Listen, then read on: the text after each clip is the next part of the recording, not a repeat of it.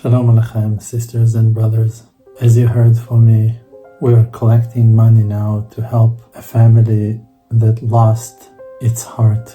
The mother was brutally murdered in the horrible massacre of October 7th. There are really no words to describe the horrible pain of her family members.